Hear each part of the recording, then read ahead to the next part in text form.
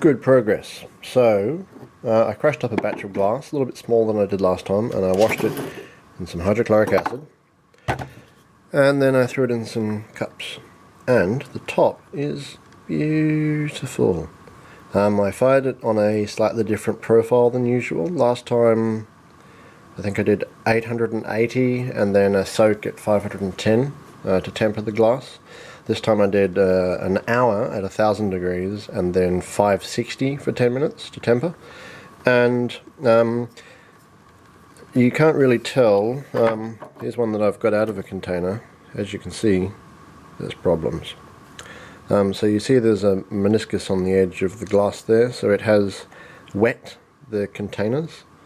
The glass is actually stuck to it, which hasn't happened before. So on all the others, you see it goes the other way. Sort of, you come up the side of the container and then into the top, like it never actually wet the inside of the container. So now it is wetting the inside of the container, which is good and bad. It means that the material is happier and is flowing and has fewer bubbles in it, but it does mean that it sticks to the cup. So there's glass that is glued to the cup, and when you heat the cup up with a blowtorch, the glass goes ping ping ping and snaps off. So it's not, I can reuse these cups, that's not a problem. But yeah, it is a bit of a disaster getting them out. So I might try keep the same of everything else, the same washing process, the same cleaning, and but I'll coat the cups in like 3 layers of bat wash to make that layer thicker, because it looks as though, like, you can see this coating on the outside there, and that's like a metal oxide coating on the outside of the glass, and then I think the bat wash is inside, like in between the glass and the coating. So it didn't do a good enough job at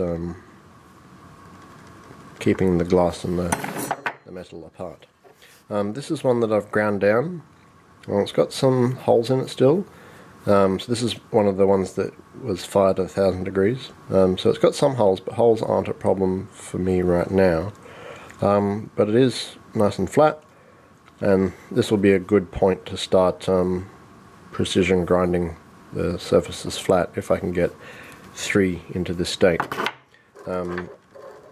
So I've got one on the linisher over there at the moment. That was one of the batch from this batch where they fell apart during the grinding process. This became 2.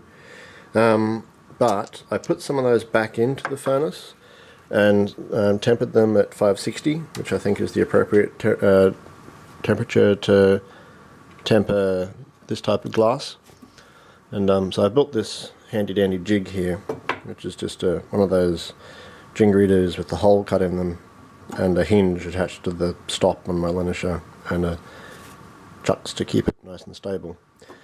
And it has ground down. Oh, interesting. It seems I've put it in differently 2 times and got slightly different grades. See, there's that surface at the top here and that surface down there. I'll have to look at that. But I've treated these ones quite roughly, and so I think the only difference between these ones that fell apart and these ones that these are both from the same batch, is that final tempering step. So this one was tempered at 560, this one was tempered at 510, and so it looks as though that's not the right temperature to temper these, and it's still lots of internal stresses and stuff. So it remains to be seen whether the hydrochloric acid wash did anything meaningful. I think I will do the proper scientific thing and do a batch at the same temperature profile as before, with a hydrochloric wash, and then a hydrochloric wash, no hydrochloric wash, and the new temperatures, and see which one was the actual important factor. So now, yeah, once this is smooth, you know, I better start grinding these super duper flat and see how I go. I can probably use this one even though the bottom's a bit skewy, because it'll still fit. It still has one good face. And it will be interesting to see how we go. I haven't really tried to get this one out of the cup too hard yet, but yeah, we'll see how that one goes too. So in review, I'm making progress. So this is the first glass slug I made, one of the two. It's a total disaster, lots of grit included, terrible finish. May as well throw this in the bin. This was float glass. This was one of the others I made at the same time. I've spent many hours grinding this flat. But yeah, it's full of gunk as well, very cloudy, lots of bubbles, and little chips coming off it here and there.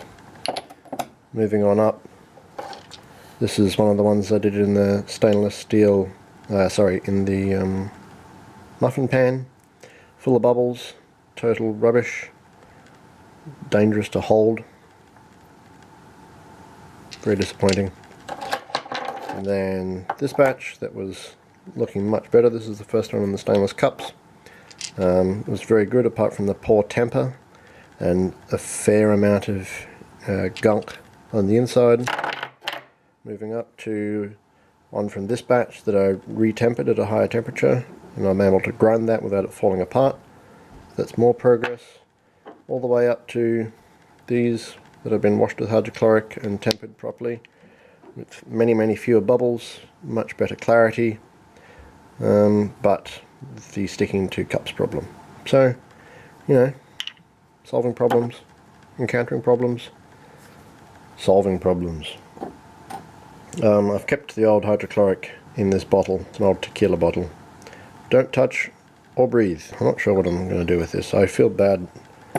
I mean, I don't have the proper way to dispose of hydrochloric, rather than neutralizing it and tipping it down the sink, and that still feels bad. So this is a contraption I've built to roughly grind these flat, like the first pass. So I've got that piece of wood with a hole cut in it, and a hinge, and it hinges down, and then that holds it in roughly the right orientation. So I've got this lug here, a little cradle, put that in there, get it roughly lined up, get it flat on the surface like so, put a cloth on top, and then put 2 litres of water on there. And then I let that run for a while, take it out, rotate this log, let it run. And this is just to get a generally flat surface so I can start grinding it. But it is extremely noisy, generates lots of very fine silica dust, which I can't imagine is good for the old breathy bags.